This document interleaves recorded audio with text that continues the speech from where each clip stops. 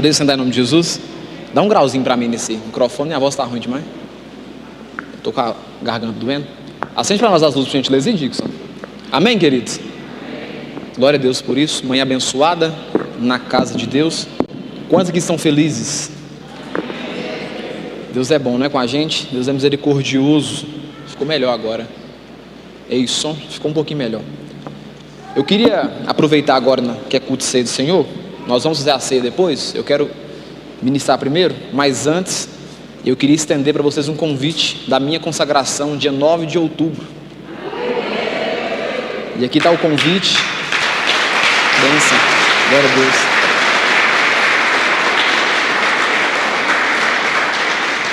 E eu quero ler para vocês o que eu escrevi aqui. Não é, como é um convite, tem que ler a mensagem que está escrita aqui.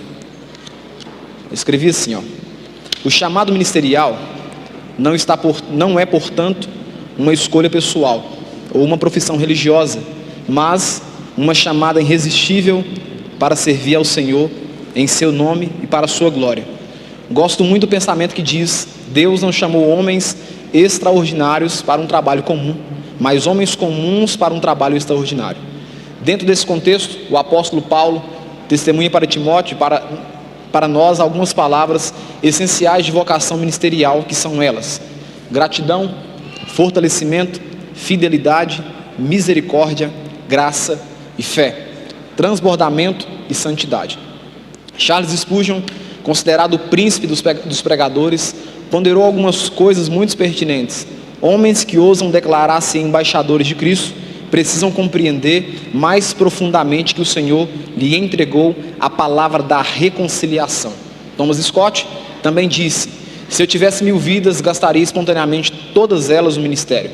John Newton, ex-mercador de escravo, declarou: ninguém, a não ser aquele que fez o mundo, pode fazer um ministro do Evangelho.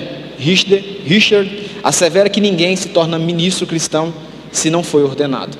A Igreja Batista Nacional Shaddai, na pessoa do seu pastor sênior, Vinícius Ravani de Oliveira, vem te convidar para a ordenação pastoral do ministro licenciado Ravani Vinícius Fernandes de Oliveira. Celebração dia 9/10/2021, na Igreja Batista Nacional Shaddai, às 19 horas. Conto com todos vocês aqui, amém? Vai ser um prazer imenso ter vocês aqui na consagração. Ô Lu, abaixa esse ventilador aí que tá me tirando a concentração, por gentileza. Amém, queridos? Eu quero pregar para vocês primeiro, e depois a gente vai. Pode deixar que eu fique mais fácil lá. Aí depois a gente vai tomar uma ceia, hoje é culto de ceia do Senhor. Eu quero orar com você antes. Você pode curvar sua cabeça aí? Pai, nós queremos nesse momento te agradecer por tudo que o Senhor tem feito, pela bondade para conosco, mesmo a gente não merecendo. Obrigado por todas as vezes que eu pude acordar por essa minha vida, por essa minha trajetória. Obrigado pelo alimento, obrigado por poder andar, por poder respirar, sem a ajuda de nenhum tipo de medicamento. Muito obrigado, Senhor. Nós somos gratos ao Senhor pelos simples, pelas pequenas coisas que fazem a diferença. Te oro, te agradeço em nome de Jesus. Amém e amém, para a glória de Deus Pai. Eu quero tratar com você hoje um assunto, as crianças de 5 a 9 anos para a salinha. Eu quero tratar com você de um assunto, e o tema dessa mensagem seria os 12 tipos de defeitos, que nos impedem de evoluir.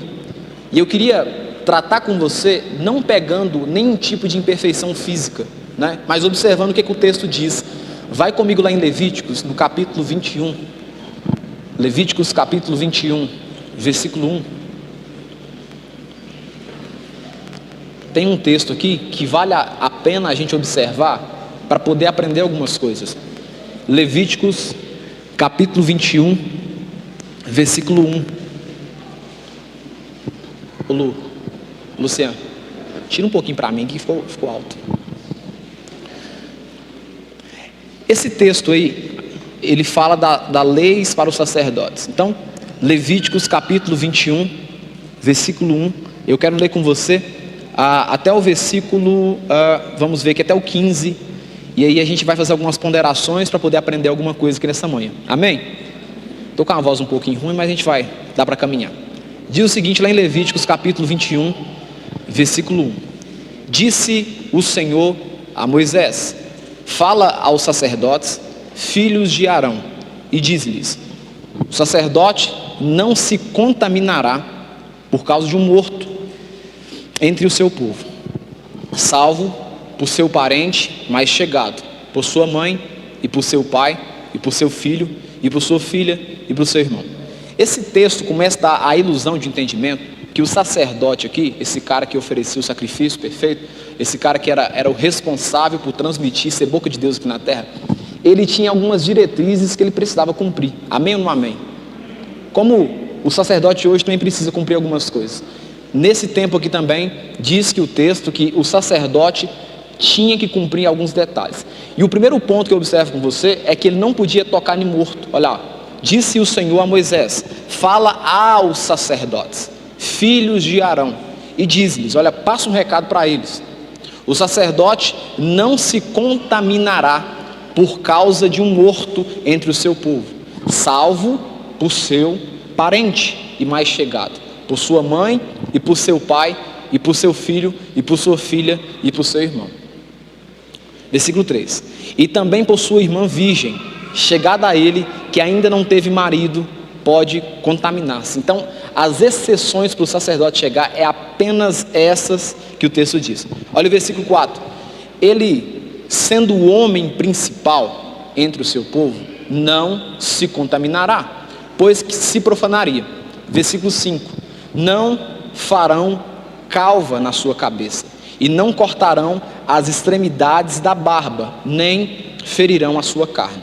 Santos serão a seu Deus, e não profanarão o nome de Deus, porque oferecem as ofertas queimadas do Senhor. Aqui no versículo 5 já acrescenta o segundo critério que o sacerdote não podia ter. Não podia cortar o cabelo, tinha que ter trança. Continua comigo no versículo 6: santos serão o seu Deus, e não profanarão o nome de seu Deus, porque oferecem as ofertas queimadas do Senhor e o pão de seu Deus. Portanto, serão santos. A palavra no original aqui é separado. Repete comigo: separado. Versículo 7: não tomarão mulher prostituta ou desonrada. Esse cara não poderia ter relação com nenhum tipo de prostituta ou mulher desonrada, o sacerdote. Nem tomarão mulher repudiada de seu marido, pois o sacerdote é santo a seu Deus. O sacerdote, ele é separado para o ofício do trabalho de Deus. Ele vos será santo, pois eu, o Senhor, que os vos santifico, e eu sou santo. Se a filha de um sacerdote se desonra, prostituindo-se, profana seu pai, será queimada. O sumo sacerdote, o sumo sacerdote entre seus irmãos, sobre cuja cabeça foi derramado o óleo da unção, em que foi consagrado para vestir as vestes sagradas, não desgrenhará os cabelos, nem rasgará as suas vestes. Não se chegará a cadáver algum, nem se contaminará por causa de seu pai ou de sua mãe. Não sairá do santuário e nem profanará o santuário do seu Deus, pois a consagração do óleo da unção do seu Deus está sobre ele. Eu sou o Senhor, e ele tomará por mulher uma virgem, viúva ou repudiada, ou desonrada, ou prostituta. Esta o que, queridos? Não tomará, mas virgem do seu povo tomará por mulher. E não profanará a sua descendência entre o seu povo, porque eu, o Senhor, que o santifico. Vai comigo agora em Levíticos capítulo 21, versículo 16. Eu li com você o 21 até o 15. Agora continua comigo no 16. Disse mais o Senhor a quem, queridos? A Moisés. Fala a Arão dizendo, Arão é irmão de Moisés: ninguém dos teus descendentes, nas suas gerações, em que houver algum defeito, se chegará para oferecer o pão ao seu Deus. Pois nenhum homem, eu vou ler e dar ênfase, aí você fala assim, beleza? Amém? Então vamos lá. Disse mais o Senhor a Moisés: fala a Arão dizendo, ninguém dos teus descendentes, das suas gerações, em que houver algum defeito, se chegará para oferecer o pão a seu Deus. Pois nenhum homem em que houver defeito se chegará, como homem cego. Vamos lá. Homem cego, ou coxo, ou de rosto mutilado, ou desproporcionado, ou homem que tiver o pé quebrado, ou mão quebrada, ou corcovado, ou anão, ou que tiver beleza nos olhos, ou sarna, ou impingens, ou que tiver testículo quebrado. Beleza. 21. Nenhum homem da descendência de Arão, o sacerdote, em que houver algum defeito, se chegará para oferecer as ofertas queimadas do Senhor. Ele tem defeito, e não se chegará para oferecer o pão do seu Deus, e comerá o pão do seu Deus, tanto do Santíssimo como do Santo. Porém, até ao véu não entrará, e nem se chegará ao altar, porque tem defeito, para que não profane os meus santuários, porque eu, o Yahvé, o Senhor, o Rabivê, que o santifico. Assim falou Moisés a Arão, aos filhos deste e a todos os filhos de Israel. Esse texto é um texto muito bom de observar e um tanto complexo, porque é um texto que passa talvez percebido pela gente, a gente não pega os conceitos que esse texto pode aplicar para a gente nos dias de hoje. A observação é que para ser esse sacerdote, esse cara da casa de Deus para servir, tem algumas limitações, tem algumas ponderações que precisam ser observadas. Quando eu leio esse texto com você, esse texto aqui não está sendo preconceituoso com ninguém, não está difamando ninguém, está apenas pondo limitações necessárias e observações que precisam ser colocadas para ser o sacerdote. Por exemplo, ele não pode se envolver com a prostituta, com a mulher que foi rejeitada, é uma condição que o texto diz, e o Senhor passa isso tudo para Moisés. Vai comigo em Hebreus, no capítulo 4, versículo 14, por gentileza.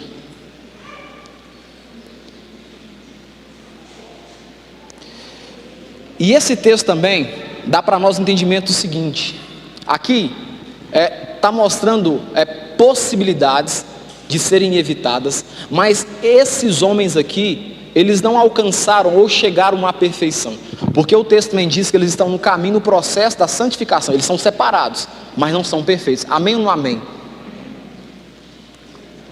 Tem as condições que eles precisam cumprir, mas eu quero apontar para você lá em Hebreus no capítulo 4, versículo 14, quem é o verdadeiro, o perfeito sacerdote. Hebreus capítulo 4, versículo 14, todo mundo encontrou? Diz o seguinte, olha: tendo, pois quem, queridos? A Jesus, o filho de quem?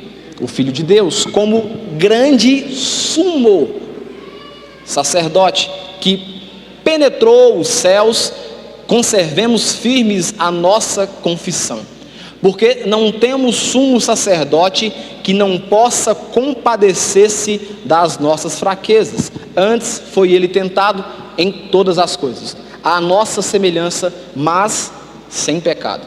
Acheguemo-nos, portanto, confiadamente junto ao trono da graça, a fim de recebermos misericórdia e acharmos graças para o socorro em ocasião oportuno. Vai comigo em 1 Pedro capítulo 2, versículo 1. 1 Pedro capítulo 2, versículo 1. Então, eu te apresentei aqui as diretrizes que o texto diz para ser um sacerdote. Mostrei para você quem é o verdadeiro sacerdote, o sacerdote perfeito, que não tem falha. E agora quero ver com você em 1 Pedro capítulo 2, versículo 1. O privilégio que a gente recebe. 1 Pedro capítulo 2, versículo 1 diz o seguinte, olha: despojando-vos, portanto, de toda maldade e dolo, da hipocrisias, invejas e de toda sorte de maledicências, desejai ardentemente, como crianças recém-nascidas, o genuíno leite espiritual, para que por ele vos seja dado crescimento para a salvação, se é que já tendes a experiência de que o Senhor é bondoso, chegando-vos para ele a pedra que vive, rejeitada sim pelos homens, mas para com Deus eleita e preciosa. Também vós mesmos, como pedras que vivem, sois edificados casa espiritual, para seres o que, querido? sacerdócio santo, a fim de oferecer sacrifícios espirituais agradáveis a Deus por intermédio de Jesus Cristo.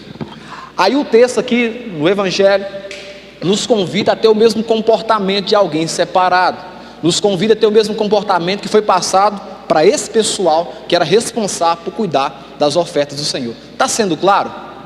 Agora nós vamos voltar naquele mesmo texto lá, o texto que fala em Levíticos capítulo 16, o texto que fala das observações.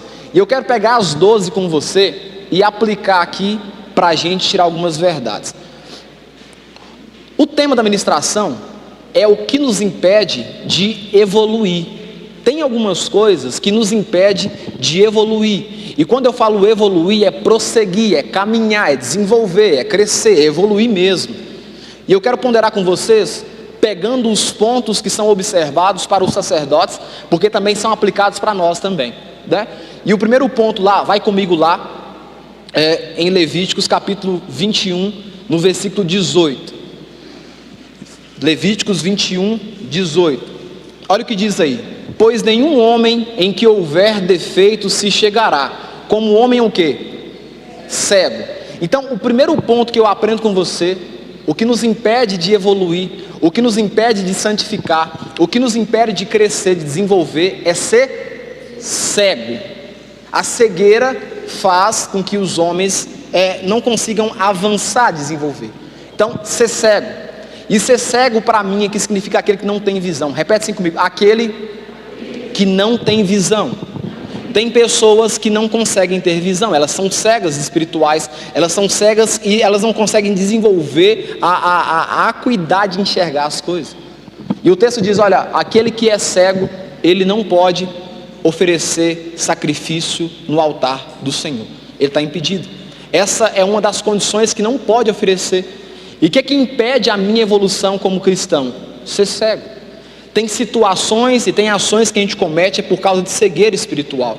Tem respaldos, entendimentos e falas que são cegueira espiritual. Mais cedo na escola dominical, conversava com uma irmã no aconselhamento e ela me contou que uma outra pessoa falou para ela algo assim que é repugnante repetir, porque a pessoa diz para ela que Deus estava tratando dela, só que não, é como se ela tivesse, eu falei com ela: cara, essa pessoa ela é muito doida, porque como é que ela tem convicção que Deus está tratando com você? Como é que eu tenho respaldo de falar que Deus está tratando com você? Onde você viu isso? Onde está isso? Como é que eu tenho autoridade para falar: Deus está tratando com você?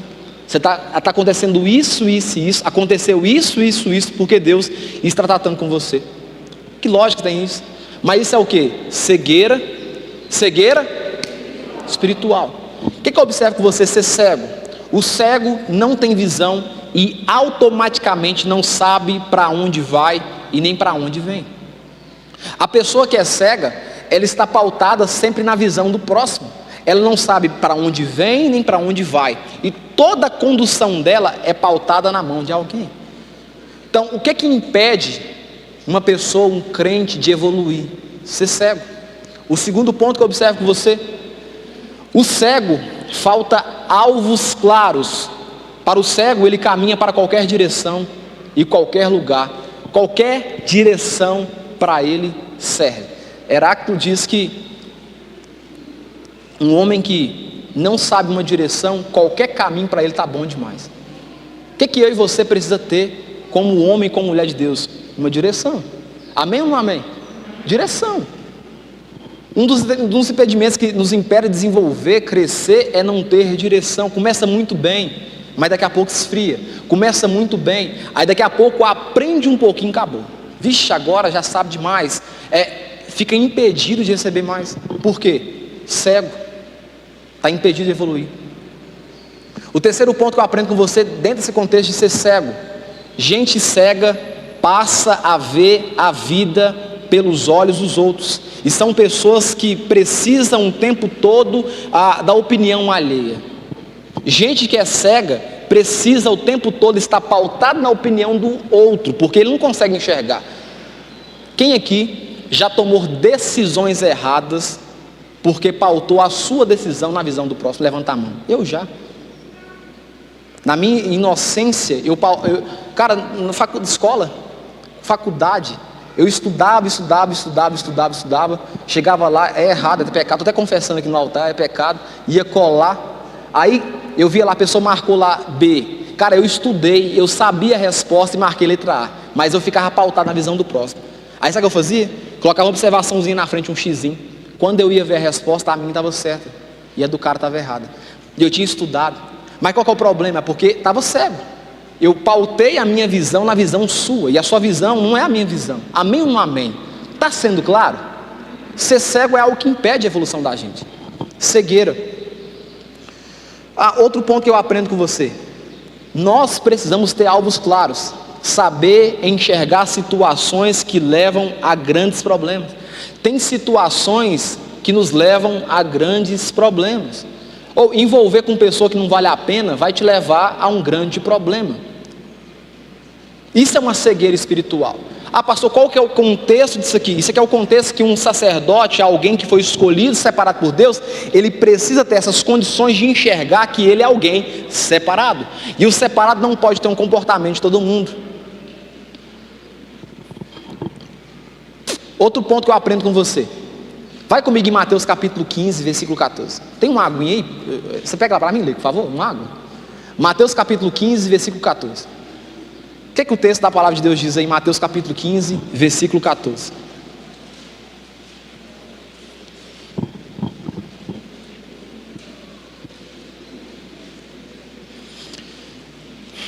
Todo mundo encontrou Mateus capítulo 15, versículo 14? Olha o que diz aí, ó. Deixai-os, são cegos, guias de cegos. Ora, se um cego guiar outro cego, cairão ambos no quê? No buraco. Então não dá, obrigado querido, Deus abençoe. Então não dá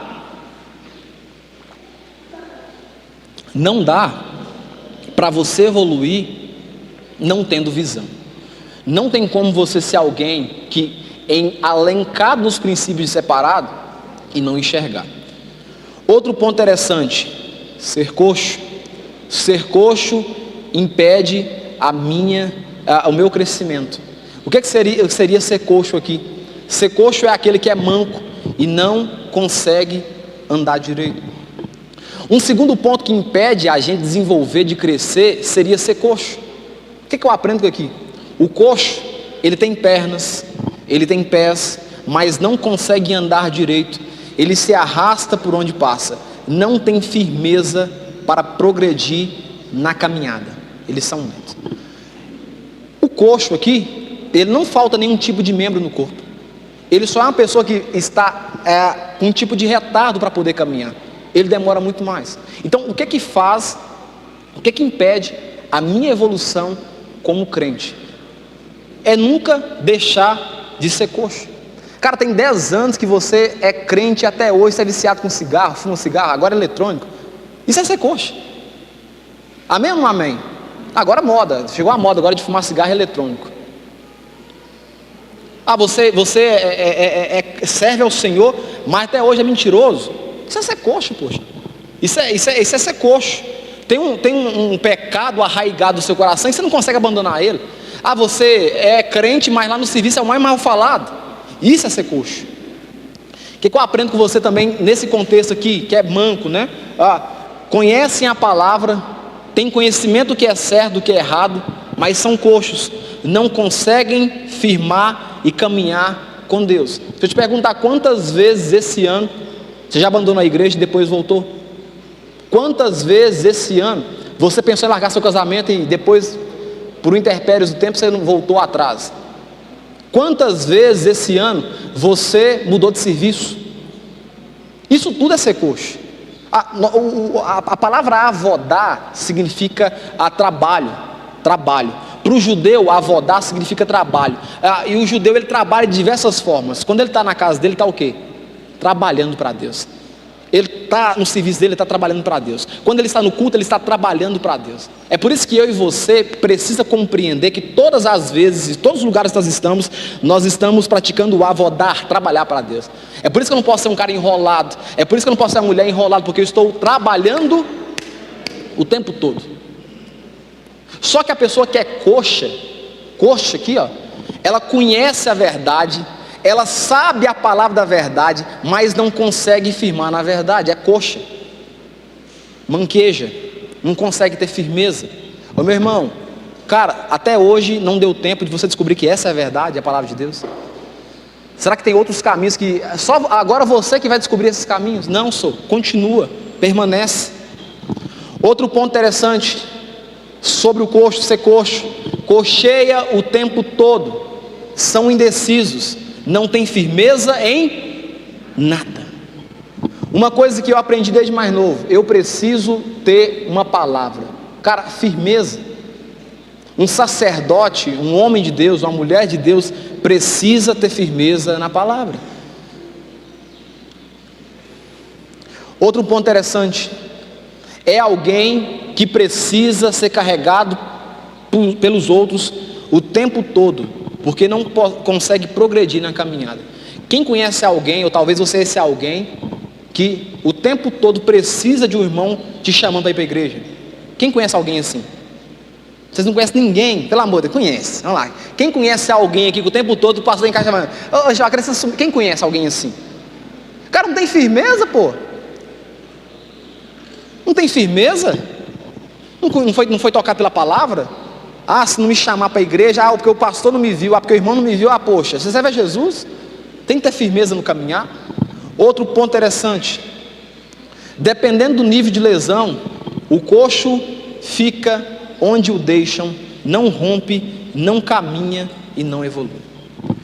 O terceiro aqui fala comigo assim: ter rosto mutilado. Um ponto que atrapalha o cara de ser crente, o ponto que atrapalha o cara de servir ao Senhor é ter o rosto mutilado. E ter o rosto mutilado eu apliquei em dois sentidos aqui: aquele que é falso, aquele que não dá para confiar. Esse cara, ele não pode ser um sacerdote, ele não pode ser alguém separado. Ter rosto mutilado diz sobre essas duas caras. Falso. O que eu aprendo com você? Pessoas falsas são aquelas que têm uma cara para cada situação. Não é de confiança. Não dá para identificar quem ele é de fato. Isso aqui é um impedimento para aqueles que querem servir e ter um real relacionamento com Cristo Jesus. Falsidade. O que eu e você precisa entender e arraigar no nosso coração? Jesus o tempo todo foi sincero. Amém ou não amém? Outro ponto interessante: pessoas assim têm vida dupla, palavra dupla, decisões duplas. Na igreja são um, em casa é outro. Nunca se sabe qual das faces apresentadas é a verdadeira. Isso aqui impede de qualquer um de servir a Deus com integridade, com inteireza. Vai comigo em Provérbios, no capítulo 6, versículo 16 ao 19. Então, são defeitos que impedem de nos evoluir, impede a gente de crescer.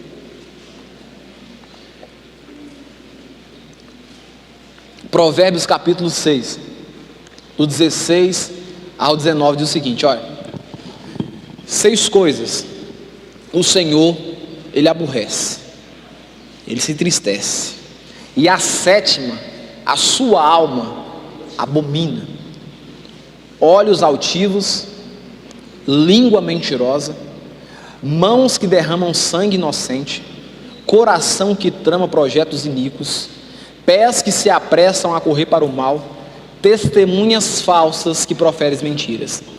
E o que ele aborrece isso aqui, o que ele odeia, abomina, é os que semeiam contenda entre os irmãos. Qual que é o quarto? Fala assim: ser desproporcionado. Ser desproporcionado. Ficou fera. O que seria ser desproporcionado aqui nesse contexto? Isto fala de exagero. Está relacionado aos membros do corpo, como as pernas, como os braços, como tudo. Ser desproporcionado é algo terrível para aqueles que querem ser separados por Deus. Imagina eu com um braço maior que o outro, desproporcionado. Imagina eu com a perna maior do que a outra, desproporcionado. não dá para crescer, não dá para evoluir, não dá para avançar. Então, ser desproporcionado nesse contexto aqui, se aplica esse entendimento. Se eu quero ser um homem ou uma mulher de Deus, eu preciso me encaixar como alguém proporcionado naquilo. Amém ou não amém? A pessoa é bonita se está tudo proporcional, tudo o tamanho certo, mas se algum membro cresce mais ou de menos, fica feio. Tem pessoas assim que avançam demais em algumas áreas e regride demais em outras. São tão prestativas que querem ajudar tanto, que no final não ajuda nada. Observe Jesus. Ele é um exemplo claro de uma pessoa que nunca foi desproporcionado porque ele é. Presta atenção. Ele é o Verbo que se fez carne e habitou entre nós. Ele é o que transforma a tristeza em festa ao transformar a água em vinho. Ele é o que nos faz nascer de novo. Ele é o que dá graça da água da vida. Ele é o que faz o aleijado andar. Ele é o pão da vida que desceu dos céus e alimenta a fome da nossa alma. Ele é a luz do mundo. Ele é o que dá vista aos cegos. Ele é que acalma os ventos e o mar. Ele é o que ressuscita os sonhos, os planos dos mortos. Pode dar um amém aí, glória a Deus? Ele é o bom pastor. Ele é a porta. Ele é a verdadeira palavra. Ele é o que dá a vida voluntariamente para depois tomá-la de volta. Ele é o que morreu, mas ressuscitou ao terceiro dia. Ele é o verdadeiro Filho de Deus. Este é Jesus, aquele que bate na porta do seu coração. Ele é o que pode mudar a sua vida. Ele é o que pode te levantar, te perdoar, te curar, dar um amor que ninguém nunca te deu. Jesus é o Deus do sobrenatural, do milagre. Jesus, ele era completo, nunca foi desproporcional. O quinto ponto que eu aprendo com você: teus pés quebrados. Fala assim: teus pés quebrados. Significa não conseguir ficar em pé. O que é que eu e você precisa lutar na caminhada de vida? Conseguir ficar em pé. Olha, que as situações aconteçam, que as provações aconteçam, mas que eu e você precisa fazer é continuar em pé. Mesmo que as tempestades tentam naufragar nosso barco, o que é que eu e você precisa fazer como um sacerdote do Senhor? Continuar em pé. Mesmo que situações nos escandalizem, mesmo que pessoas nos decepcionem, mesmo que o pastor não te agrade, mesmo que o ministro não cante a música que você quer, o que é que eu e você precisa fazer? Continuar caminhando, continuar de pé. Pessoas assim não conseguem ficar em pé direito, logo elas caem, logo tomam uma queda e acabam derrubando o mais próximo. Olha, pessoas que têm os pés quebrados, elas não conseguem permanecer em pé, logo se escandaliza, logo desiste da fé, logo abandona Jesus por qualquer coisa. Ter pé quebrado significa que não dá para caminhar com Jesus. Se eu quero ser alguém separado, se eu quero ser alguém escolhido, se eu quero ser o verdadeiro sacerdote e cumprir as diretrizes que o Senhor passou para Moisés falar para os filhos de Arão, eu preciso permanecer. Eduardo, precisa permanecer. O que tem pés quebrados sempre se mete em problemas, sempre tem uma situação obscura envolvendo o nome dele. Agora imagina seguir as pegadas de alguém que tem os pés quebrados. Não dá, não tem direção, não tem postura. O texto aqui está abordando sobre princípios que os homens de Deus, os sacerdotes, precisam praticar para poder então estar na direção certa. Amém ou não amém? O sexto ponto aqui: ter as mãos quebradas. Ter as mãos quebradas significa não conseguir doar, não conseguir ministrar. As mãos na Bíblia representam nosso trabalho, nosso serviço para Deus. Olha, se eu quero ser um sacerdote, eu preciso aprender a doar também, a abençoar o próximo. Eu preciso servir na casa de Deus. Tem quanto tempo que talvez está na igreja e você nunca ajudou em nada? Hoje mesmo, na escola dominical, precisava de voluntários para poder servir, dar aula para a criança. E talvez você tenha um dom de Deus guardado aí, Júlio. Talvez eu tenha um dom de Deus guardado comigo, mas talvez eu não consiga servir. Uma coisa que nós precisamos aprender. Um tempo atrás, nós colocamos aqui um logo da igreja, que era Jesus, o Deus que vive o quê? Quem lembra? Em comunidade. Jesus é o Deus que vive em comunidade. Para viver em comunidade precisa servir. O tempo todo você vê Jesus servindo. É curando enfermo, é curando um coxo, é curando paralítico, é abençoando, é multiplicando o pão, servindo. Se eu quero ser parecido com Jesus e aplicar os princípios, eu preciso aprender a servir na casa de Deus. Amém ou não amém? Outro ponto interessante: ser corcovado. Ser corcovado fala do que não consegue olhar para frente, ele só consegue olhar para cá, é corcovado. Um homem de Deus, uma mulher de Deus, precisa o tempo todo olhar para frente. E quando eu falo olhar para frente, é ignorar tudo aquilo que tira a sua direção de Jesus Cristo de Nazaré. Tem situações que vão acontecer que, se você ficar olhando para o lado, você vai desanimar na fé, você vai ficar escandalizado.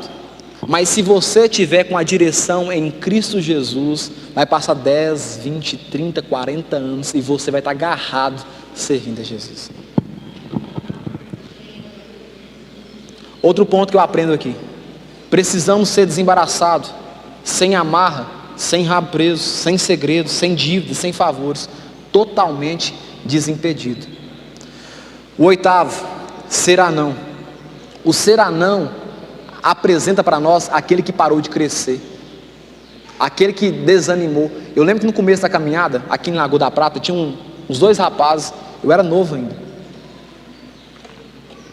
e esses 2 rapazes, eles estavam dispostos a servir na casa de Deus, e eles agarrados na igreja, servindo.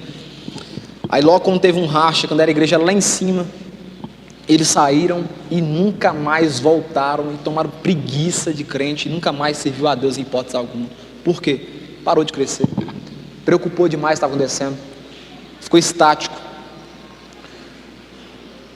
O nono, ter belida nos olhos. O que significa ter belida nos olhos? Visão comprometida. A visão comprometida nos impede de avançar. Eu vou acelerar aqui para a gente dar a ceia. O 10º é ter sarna, quando você perde o controle. A sarna significa, quando alguém está com sarna, ela perde o controle, ela se coça o tempo todo. Então, sarna. 11º, ter impinge, manchas vistas de longe. Eu posso ter essa camisa bacana aqui, mas se essa camisa estiver manchada com uma mancha de graxa, ela perde o valor dela, sim ou não? Sim ou não? E o 12º, ter os testículos quebrados. Significa não conseguir reproduzir nada.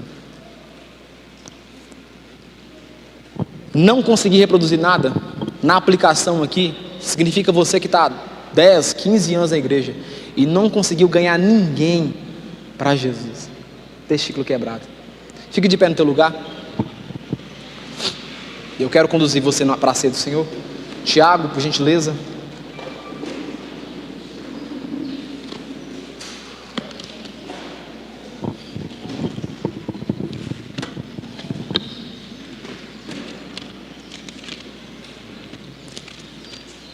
Amém, queridos? Glória a Deus. O diácono pode entrar, por gentileza? Quer que apague a luz? Está quente? Apaga a luz para nós aí, por gentileza. Amém?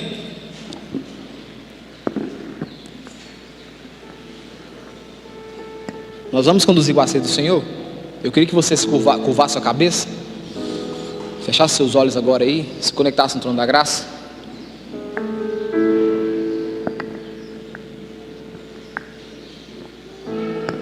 Pai, nós te agradecemos porque o Senhor é bom e a sua misericórdia, ela dura para todo sempre. Nos perdoa porque a gente é pecador, falho, fraco, miserável. Nos perdoa porque, mesmo querendo fazer o certo, a gente acaba praticando o errado. Mesmo com a intenção boa, a gente acaba falhando e errando. Nos perdoa todas as vezes, Senhor, que a gente julgou. Nos perdoa todas as vezes que a gente não perdoou. Nos perdoa todas as vezes que a gente foi injusto com a pessoa. Nos perdoa todas as vezes que a gente falou como devia falar, disse palavras que machucou, gestos, ações. Eu te peço agora perdão, Senhor, por todas as vezes que eu falhei, que eu pequei, em nome de Jesus. Quero dizer para o Senhor que a gente não é digno de participar da mesa do Senhor, porque em nós não há graça nenhuma a não ser do Espírito Santo. Então nesse momento, Senhor, te peço que o Senhor tenha misericórdia das nossas vidas, em o nome de Jesus. Amém e amém, para a glória de Deus Pai. O que é a ceia do Senhor? Por mais que a gente saiba desse assunto, é importante a gente falar. A ceia significa comunhão, koinonia, é a reunião dos santos em prol de fazer a memória de Cristo Jesus viva aqui na terra. Quem pode ou deve participar dessa cerimônia aqui, que é séria e importante? Aqueles que estão em paz, primeiramente consigo mesmo, em paz com Deus, em paz com seus irmãos. Isso é importante, estar em paz consigo mesmo. É válido a gente falar isso, estar em paz consigo mesmo. Outro ponto interessante também da ceia do Senhor: os elementos continuarão sendo suco, continuarão sendo pão, não vai acontecer uma emanação, uma transubstanciação, nada, é suco, é apenas um simbolismo mesmo. Vai continuar sendo pão e suco de uva. Não contém o sangue de Jesus nesses elementos, nem a carne de Jesus, que é a consubstanciação, e nem a transubstanciação, que é a substância transformando em carne, nada disso. E nem tem uma graça inerente nessa ação aqui. Ninguém vai ficar mais santo, mais salvo, nada. É apenas um memorial. E quem pode participar? Porque ele está em paz com Deus, em paz consigo mesmo, né? A ceia também não é da igreja. A ceia é para aquele que passou pelas águas do batismo e está em paz com Deus, em paz consigo mesmo. Amém? Vamos orar aqui em nome de Jesus. Pai, nesse momento nós abençoamos os elementos e pedimos que o Senhor tenha misericórdia das nossas vidas, em nome de Jesus. Amém e amém, para a glória de Deus Pai. Você pode sair do seu lugar, vir aqui na frente e buscar os seus elementos, em nome de Jesus. Já estive em outros lugares, mas não há lugar melhor. Não há lugar melhor. Na frente. Já estive em outros, mas não há lugar melhor. Não há lugar melhor.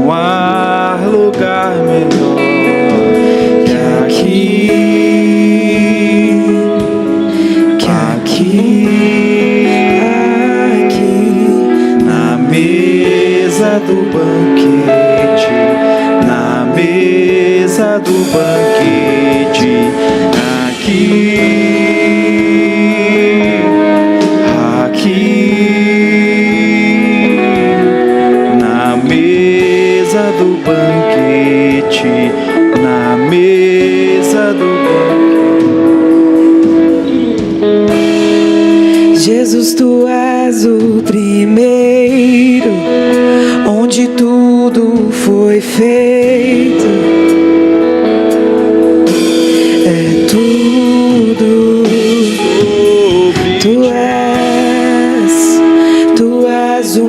consolo, caminho seguro, meu grande Salvador. Jesus, tu és o primeiro, onde tudo foi feito.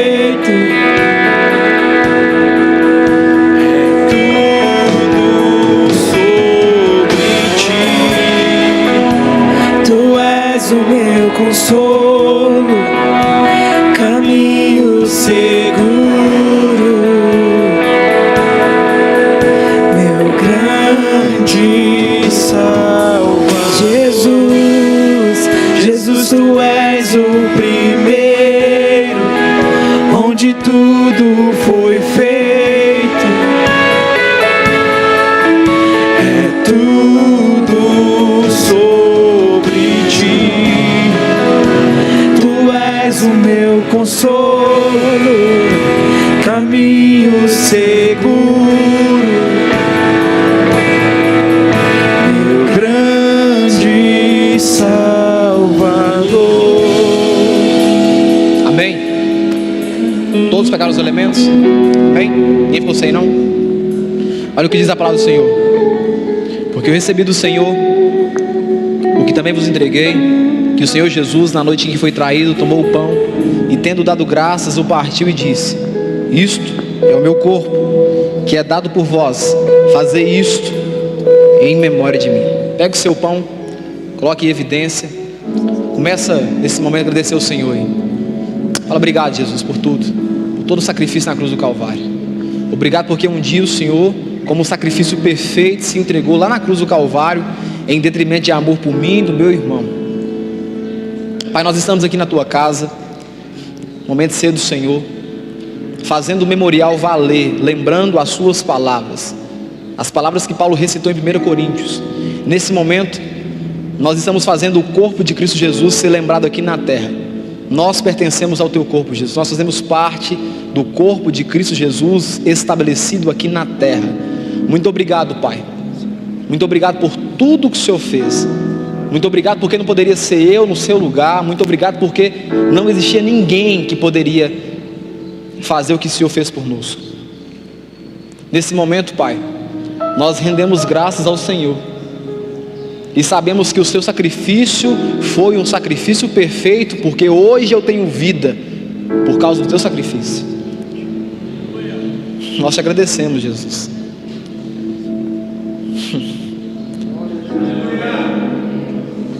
Porque mesmo a gente sendo pecador falho, o Senhor teve compaixão da gente. Mesmo eu sendo pecador falho, o Senhor nunca nos acusou, nunca nos apontou. Porque mesmo sendo pecador e falho, a sua graça nos alcançou. Mesmo sendo pecador e falho, a tua palavra diz que o Senhor esvaziou a sua glória e veio como homem aqui na terra para trazer salvação para a minha alma. É motivo de alegria, Senhor, participar da mesa do Senhor. É motivo de gozo, de privilégio, entender que o seu sacrifício foi perfeito e me alcançou. Porque logo eu, Senhor? Porque logo nós? O que nós fizemos para tamanho amor conosco? O que nós fizemos para tamanha graça para conosco? A gente pensa em desanimar da fé, desistir. A gente pensa em largar. A gente pensa em abandonar, mas o Senhor todos os dias nos dá força, Pai, para caminhar. Então, Senhor, não leve em consideração os nossos pecados, não. Não leve em consideração todas as vezes que nós erramos e sem muito perdão no coração a gente passa por cima, Senhor. Ô Espírito Santo. Ô Espírito Santo. Muito obrigado, Senhor. Muito obrigado, Pai. Na verdade, não somos nem dignos de participar desse momento, Senhor. Me sinto como um dos homens mais impuros diante dessa mesa. Assim como Judas, o mais impuro. Assim como Pedro que errou. Não sou diferente deles não, Senhor. Sou fraco, falho, pecador, nós somos. A gente não sabe nem orar como convém. Mas uma coisa, eu dou graças ao teu nome. Eu dou graças ao teu nome porque um dia o Senhor sacrificou na cruz do Calvário. E eu sei que foi perfeito aquele ato. E me sinto não culpado mais. Me sinto lavado, redimido do meu pecado. Você pode comer do pão em nome de Jesus.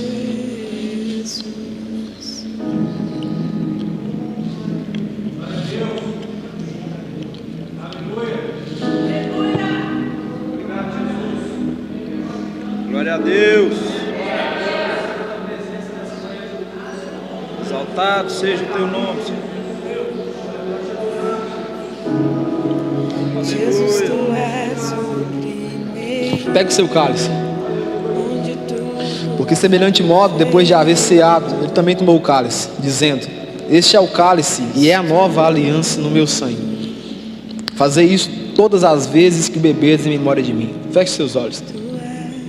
Pai, nós estamos aqui com um suco de uva que simboliza o cálice, o sangue vertido na cruz do Calvário, o sangue que me lava dos pecados, o sangue, o único sangue que me faz tão branco como a neve, o sangue que purifica a minha alma, o sangue que trouxe salvação, o sangue que me perdoou.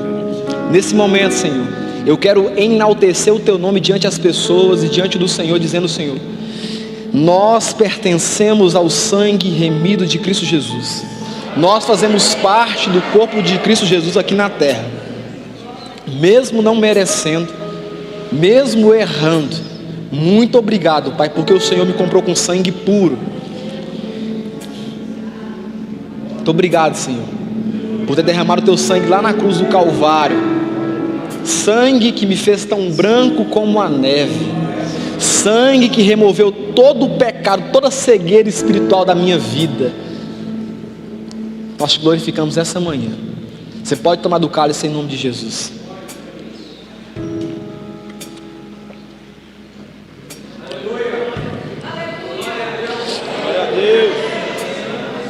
E a palavra segue dizendo o seguinte: olha, querido, olha, porque todas as vezes, não é uma só vez, não é duas, é todas as vezes que comermos este pão e bebermos este cálice, nós estamos anunciando a morte do Senhor Jesus Cristo até que Ele venha. E eu posso afirmar uma coisa com garantia: Ele vai vir para buscar a igreja dele. O Senhor vai vir. O Senhor garantiu que viria buscar a tua noiva.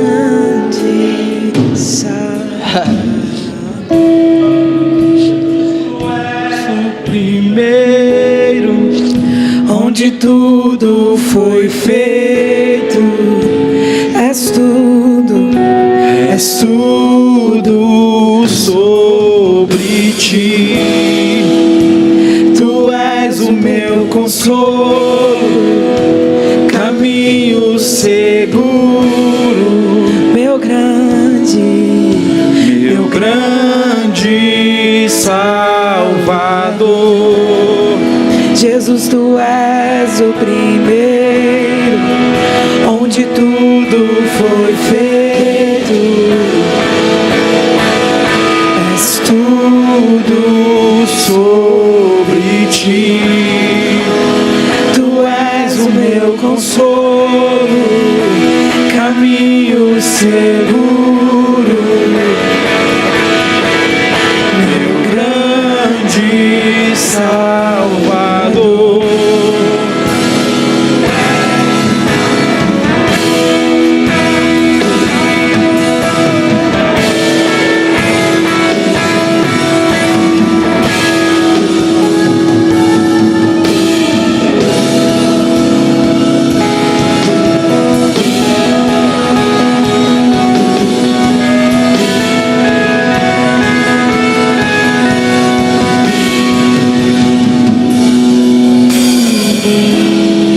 Coloca a mão sobre o seu coração. Todo mundo está aqui na frente. Todo mundo. Sinta alcançado por essa graça aí agora. Sinta alcançado pelo sacrifício de Jesus que foi perfeito. Sinta-se abraçado por essa graça imerecida para nós. Olha, Jesus, muito obrigado, Pai. Muito obrigado, Senhor. Oh, Jesus, muito obrigado, Senhor. Me falta palavras para poder expressar o meu amor por Ti. Não é um ato comum para nós, Senhor. Não é só uma cerimônia qualquer. É a cerimônia que nós fazemos a memória do Senhor ficar viva aqui na terra. Nós somos gratos ao Senhor, Pai, porque nós podemos participar da mesa do Senhor. E eu sei que tudo isso aqui embaixo, aqui na terra, é apenas um treinamento. Porque o dia especial está reservado para que a gente possa sentar na mesa juntamente com o Senhor e ceiar junto contigo. Então, Jesus, guarda o meu coração para que eu consiga chegar lá. Guarda a minha fé para que eu não perca a minha fé no meio do caminho. Alimenta a minha alma com Teu Espírito Santo para que eu consiga alcançar o dia de ceiar com o Senhor. Porque eu sei que por mais que é importante aqui na terra, eu sei que tem um dia reservado a qual está escrito antes mesmo da fundação do mundo para mim poder ceiar com o Senhor. Então, Jesus, guarda o meu coração, guarda o coração da Tua noiva, para que a gente consiga guardar o processo em nome de Jesus Cristo de Nazaré. Em o nome de Jesus. Em o nome de Jesus. Em o nome de Jesus. Amém? Diaconato pode ir. Amém. Glória a Deus por isso.